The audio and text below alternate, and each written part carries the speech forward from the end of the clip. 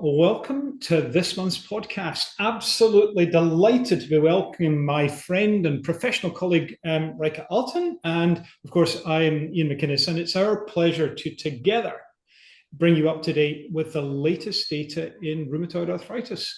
And what an interesting time it is. So this month, we are going to review papers from Wallenhout et al., who undertook a post-hoc analysis of data from 8 phase 3 and 3B and 4 clinical trials to assess change from baseline weight and BMI in patients with moderate to severe RA receiving tofacitinib over 12 months. Small et al. Reported findings from the long-term extension phase of the SELECT monotherapy study and present data collected up to week 260. And Silvani et al. Aimed to comparatively assess the risk of cardiovascular events in RA patients treated with JAK inhibitors or TNF inhibitors and explore the interactions with patient profiles, things like age, baseline cardiovascular risk, and frailty, which is a state, if you like, of decreased physiological reserve, all assessed using a validated frailty index for healthcare administrative databases. Well, there's a lot in there, so I suggest we probably just crack on because, as ever, if you need to access the summary slides of the papers today, go along to imedforum.com, imedforum, all one word, .com. Okay, well, I think I'm going to deal with the first paper, Rieke, and then you can crack on. But the first one is the analysis of the impact of tofacitinib treatment on weight and body mass index in people with rheumatoid arthritis. Background here, well, we are aware that biologic and targeted synthetic DMARDs have some impact on weight and body composition in RA. Higher BMI in particular has been reported to impact treatment outcomes for conventional synthetic DMARDs, TNF inhibitors, and baricitinib. Now, there's a prior post-hoc analysis of patients receiving tofacitinib. Somehow didn't identify clinically relevant differences in outcomes in people with different BMI categories at baseline. So Wallenhout and his colleagues undertook a post-hoc analysis of data from 8 phase 3, 3B, phase 4 clinical trials to look at change from baseline weight and BMI in people, as I say, with moderate to severe RA. And in addition, the authors evaluated correlations between baseline or changes in disease activity, baseline CRP, and changes in lipids with change from baseline weight and BMI. Recall that there is a kind of direct effect that JAK inhibitors have on measurable lipids in plasma that has been very well recognized for more than a decade. So what are the key results? Well, significantly greater increases in least square mean change from baseline weight observed in tofacitinib groups across all doses at month 3 and 6. Increases continued to month 12. Numerically greater increases in least square means change from baseline weight observed in tofacitinib monotherapy and combination therapy groups at month 3 and month 6, and the increases again continued through month 12. There was a significantly greater proportion of tofacitinib treated patients across all doses who had a weight gain of more than or equal to 5% at month 3 and 6 versus placebo. So that gives you pause for thought. And despite statistically significant correlations, weak correlation coefficients do have to raise some questions as to the clinical significance and suggest that there's, at this stage, limited practical implication. Although I think if you are one of those patients who happens to be gaining a lot of weight, unless you were cachectic or underweight to start with, we should be thinking about that just in terms of general well-being management of our patients. So a quick summary here before I hand over to Rieke. Wallenhout observed patients receiving tofacitinib having an increase in weight and BMI over time with weak correlations with disease activity or lipids.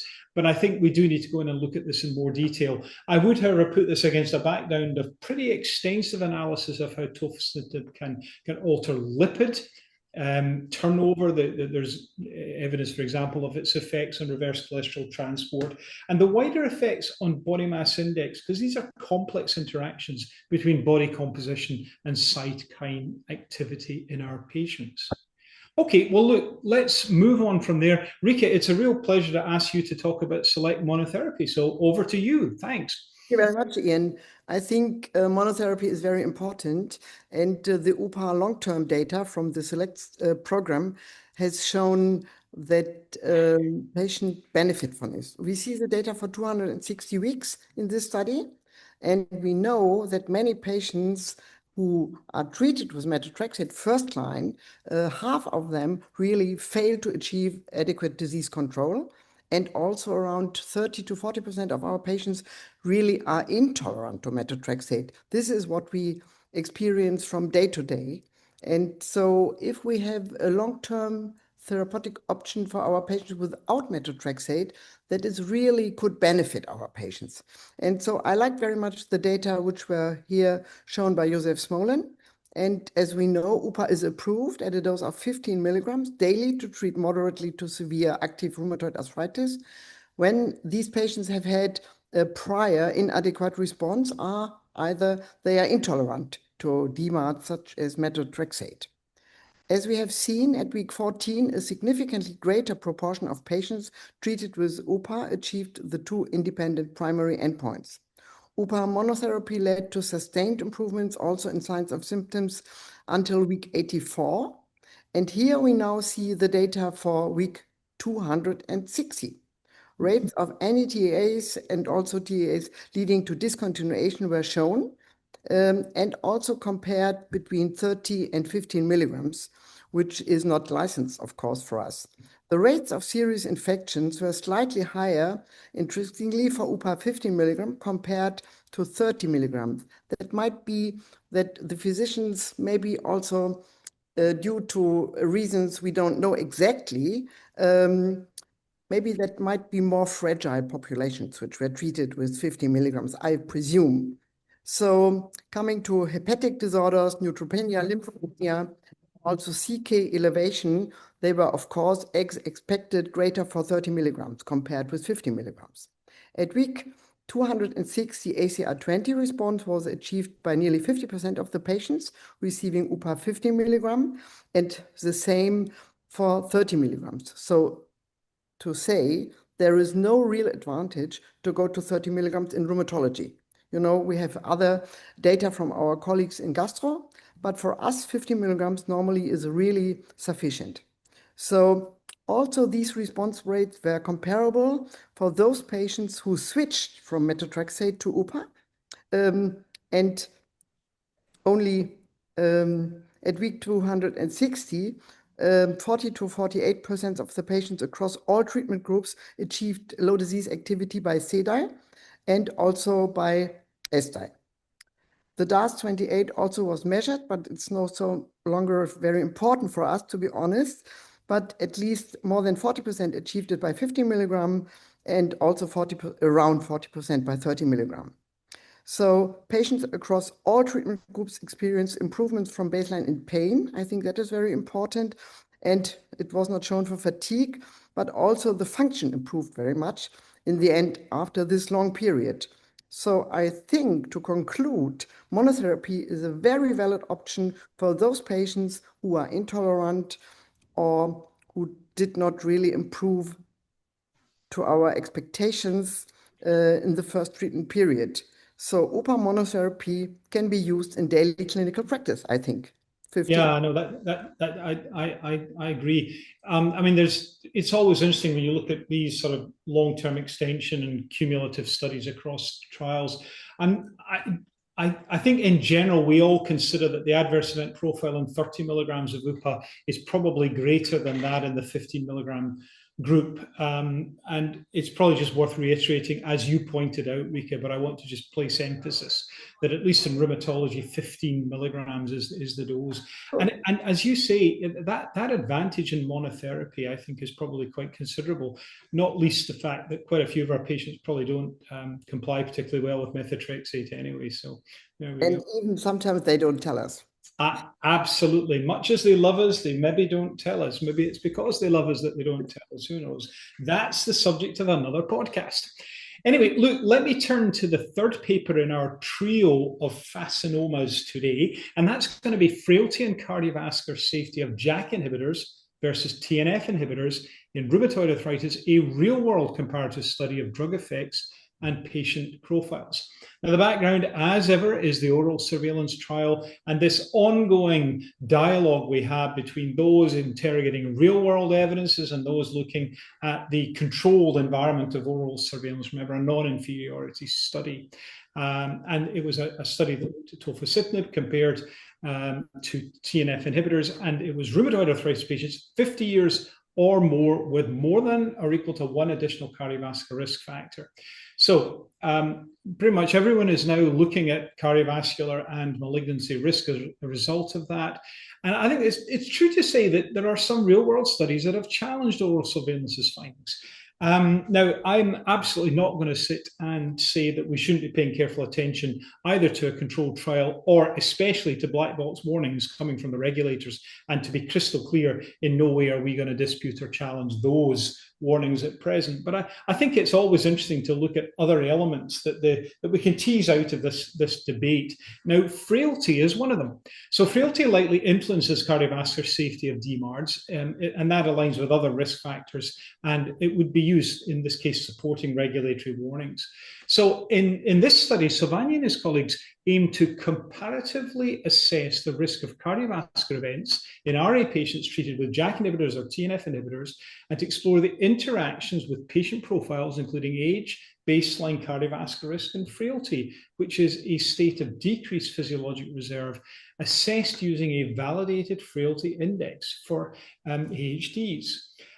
Key results: while exposure to JAK inhibitors was not associated with a significantly increased risk of cardiovascular events, MACE, or thrombotic events compared to TNF inhibitors. No single JAK inhibitor was significantly associated with the risk of new cardiovascular events in crude and adjusted analyses compared to TNF inhibitor users. However, the patient's profile was mostly associated with the outcome of interest, namely specifically age, male gender, electronic regional healthcare database frailty index, and treatment line. And the HR was higher in frail patients, although the interaction on the risk of new cardiovascular events was not statistically significant. So what do we take from this? Well, this is actually quite a complex study, and Silvani and colleagues have shown that frailty and baseline cardiovascular risks are key predictors of cardiovascular events, MACE and thrombotic events, and I think we probably should consider them both in clinical assessment and trial design. I don't think this study, once and for all, closes down the debate about what the overall risk is.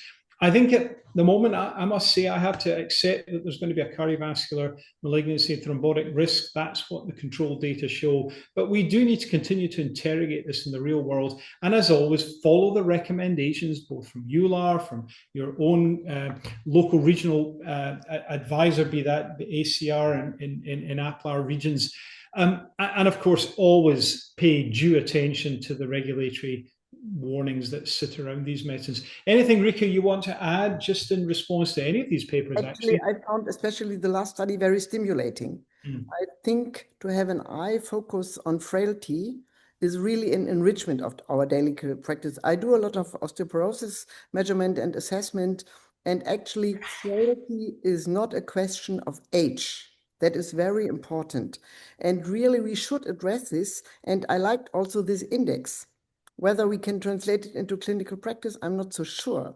But at least we can keep an eye on the assessment of frailty on our patients, because I think the risk of frailty, as we have seen in this publication, is as important as cardiovascular risk factors. That's very well chosen words. And there's been quite a bit of interest and emphasis on this at the last ACR meeting last year, and also at the EULAR Congress in Barcelona just this month of June. Well, look, Rieke, it's such a joy to join you in these podcasts. So thank you for coming along and sharing your thoughts and review. And to you, our dear viewers and listeners, if you want to look at the full publications uploaded this month and access to all the other podcasts and resources, go across to imedforum.com. the website and its contents have been designed absolutely for you to use. There's slides there, there's abstracts, there's summaries. Use the slides for your own local CME, for education purposes, for whatever you want to. That's what they're there for. It's about spreading the message of the very best evidence to inform the treatment of our patients. And don't forget to subscribe to the Immune-Mediated Inflammatory Disease Forum podcast channel, and make sure you don't miss our podcast in the future. How dare you miss our podcast in future? We'd be very, very upset if you were to do that. And as always, please be sure to let us know what you think by leaving a review. So thank you for your attention. Rieke, thanks to you for being with me for this podcast. And I wish you the very best in the treatment of the people that matter most, our patients. Thanks very much indeed. Thank you very much. It was a pleasure.